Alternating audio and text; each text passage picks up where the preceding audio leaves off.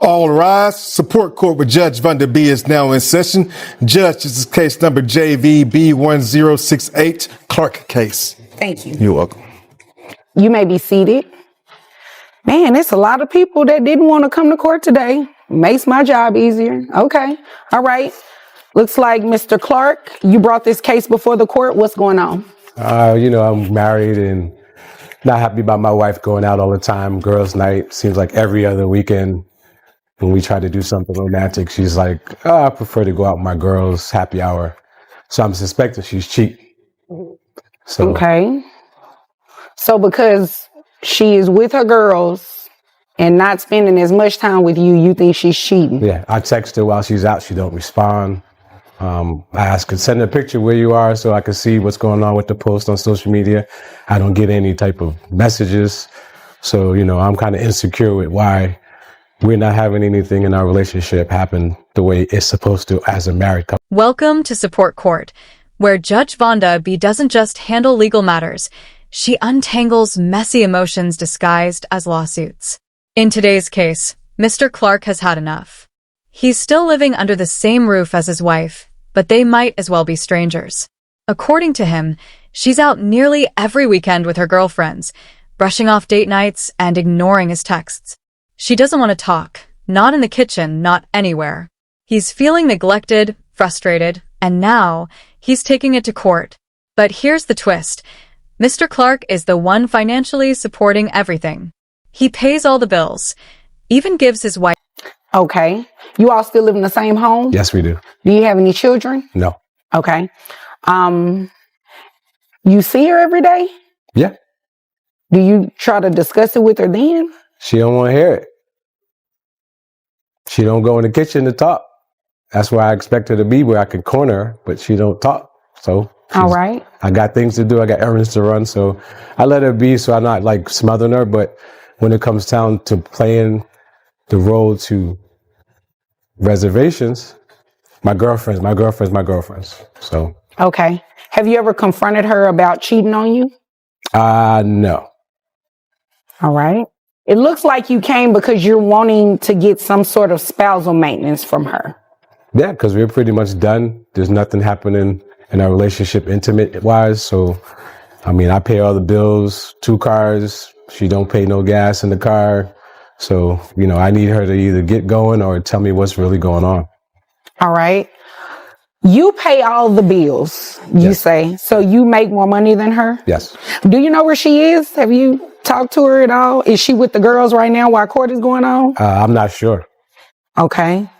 Well, if you're the one making more money, I don't see how I could honor your request to get spousal maintenance. Well, she gets an allowance. All right. So I want that back. You want your allowance back? Yes. How much of an allowance are you giving her? I give her $10K a week. Weekly allowance. And now he wants it back. Not because she asked for a divorce. Not because she's taken legal steps against him. But because he wants her attention. He admits he hasn't confronted her about cheating. He doesn't have proof. What he does have is resentment. And that resentment has boiled over into a spousal maintenance request that, legally, doesn't quite add up. Judge Vonda isn't here to mediate emotions. $10,000 a week? Yeah. Man, where you work? I'm obviously in the wrong profession. Yeah. Okay. So you got her served to be here today. Yes. You do realize that if she were to come to court and ask for spousal maintenance from you, she will probably get it, right? Most likely, yes. So you still want to go through? Yep. Okay. Are you just doing this because you're mad at her? Yep. Well, Mr. Clark, you don't just come to court and file something and ask for a request without the grounds just because you're mad. Well, I can empathize with you being mad. Because I want her attention. So in the court, there's mediation, and she'll know I'm serious. Well, yeah, so yes and no, right? So you don't want to file a lawsuit to necessarily get your spouse's attention because you're not getting the affection that you're looking for. You can threaten her with a lawsuit, or you can draft one out and show it to her, but to actually have her serve set it for a hearing. That kind of takes up my time for far, especially when you're the one with the bigger paycheck. In fact, if his wife had been the one filing, she might have walked away with support from him. This episode serves as a powerful reminder. If you want to fix your marriage, you talk, you don't sue. And if you're hurting, dragging someone into court isn't the cure. It's a warning every married couple should take seriously. somebody who really needs to be in here. So it's a waste of resources. I mean, I get what you're saying. I'm married myself, so I definitely understand what you're saying. Yes. This is just not the right resource to get her attention. Does that make sense? Kind of. Okay, so this is what we're going to do, Mr. Clark. We're going to dismiss your case.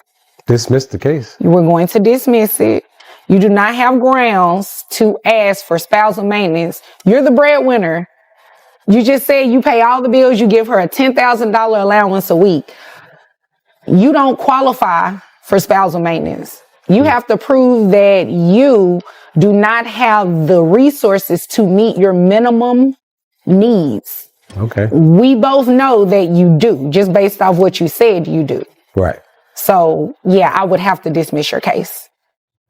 Yeah. Nothing else I can say then.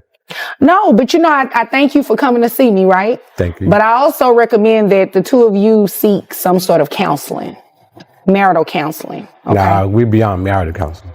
Okay. Well, if you decide to come to court and file for divorce, right? Yes. You can do that, but just not with the spousal maintenance part attached. I could foresee her saying she would like to have spousal maintenance. So yeah, I have to dismiss you. It was a reality check. Mr. Clark filed a case demanding spousal support from his wife. But in the same breath, he revealed he gives her a $10,000 weekly allowance. That's $40,000 a month. Legally speaking, that's an open and shut case. Judges award spousal maintenance to people in need, not those On that. Okay. All right. Is there anything further? Can I file for bankruptcy then? I cannot give you legal advice. Yes. I would just caution you with doing that if you really don't have a reason to file for bankruptcy. And you definitely will want to consult a bankruptcy attorney before you do that. Yeah, I just don't want her taking nothing from me. So if she flipped the script. wanted wasn't legal relief. He wanted attention and possibly a bit of revenge. But instead of seeking therapy, he chose court. And Judge Vonda wasn't amused. She dismissed the case on the spot. Not only did Mr. Clark fail to meet the requirements for spousal support, he practically proved the opposite. He pays the bills, covers 2 cars, and Okay, Mr. Clark, I'm not going to assist you committing fraud. If there is nothing else, you are dismissed. Thank you. for that 5-figure weekly allowance. That's not financial hardship. That's emotional frustration playing dress up as a lawsuit. The judge offered a recommendation: counseling. He scoffed, said they were well past that. She reminded him that if his wife ever wanted to file for support from him, she likely could and win. That's when the panic set in. Bankruptcy was mentioned. Not out of financial need, but fear of what his wife might claim next. This wasn't a legal case. It was a cautionary tale. Judge Vonda B's final word hit home. The courtroom isn't the place to work out your marriage problems. And it's certainly not the place to make a dramatic